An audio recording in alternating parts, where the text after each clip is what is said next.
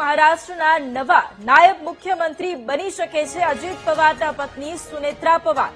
Deputy સીએમના પદ માટે એનસીપીમાં બેઠકોનો ધમધમાટ શરૂ થઈ ચૂક્યો છે। એનસીપી એસપીના પ્રમુખ શરદ પવારના ઘરે બેઠકોનો ધમધમાટ શરૂ થયો છે। સુપ્રિયા સુલે સહિતના નેતાઓ આ બેઠક માટે પહોંચ્યા છે।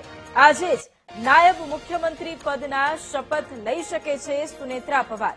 એક તરફ બેઠકોનો ધમધમાટ, તેની વચ્ચે નવા નાયબ મુખ્યમંત્રી બની શકે છે અજીત પવારના પત્ની સુનેત્રા પવાર।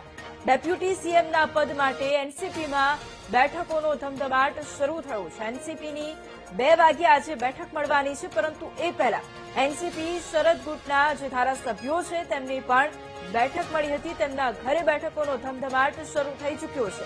સુપ્રિયા સુલે સહિતના નેતાઓ આ બેઠકમાં ભાગ લેવા માટે પહોંચ્યા છે અને આજે જ નાયબ મુખ્યમંત્રી પદના શપથ પણ સુનેત્રા પવાર લઈ શકે છે। તેમના નામની જાહેરાત આજે સત્તાવાર રીતે થઈ શકે છે। આજે એનસીપીના તમામ ધારાસભ્યોની બેઠક, શરદ પવાર ગુટના ધારાસભ્યોની બેઠક અત્યારે મળી રહી છે અને બપોરે 2 વાગ્યે અન્ય ધારાસભ્યોની બેઠક પણ મળવા જઈ રહી છે અને બેઠક બાદ સત્તાવાર રીતે સુનેત્રા પવારના નામની જાહેરાત થઈ શકે છે। ધારાસભ્ય દળની બેઠકમાં તેમનું નામ આજે મૂકવામાં આવી શકે છે। હાલ તેઓ રાજ્યસભાના સાંસદ પણ છે। आता आज दुपारी करू आणि मुख्यमंत्र्यावर चर्चा झालेली आहे।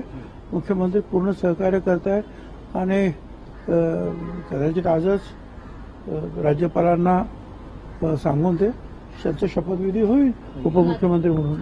मात्र शरद पवारांचं असं म्हणणं आहे की सुनेत्रा पवारांनी या संदर्भात कुटुंबामध्ये कोणतीही चर्चा केलेली नाहीये।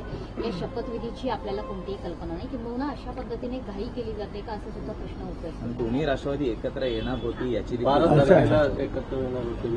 मला या प्रश्नावर काय बोलायचं नाहीये, कारण कालपासून सीएलपीच्या मीटिंगची जी आहे पत्र लवकर निघावं काय हा एक माझा प्रश्न होता।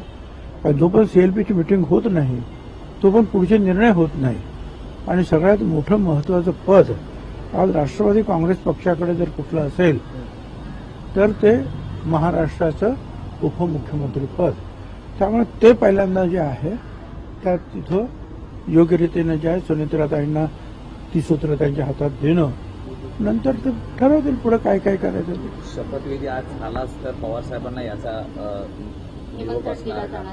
मला काय कल्पना नाही सर, पण एकंदर पाहिलं गेलं, मला माहित नाही। एकंदर पाहिलं गेलं तर विलिनीकरण होणारच होतं असं सुद्धा अनेक लोक म्हणतात, पण या सगळ्या गोष्टींनुसार एक खंड पडला या गोष्टीला।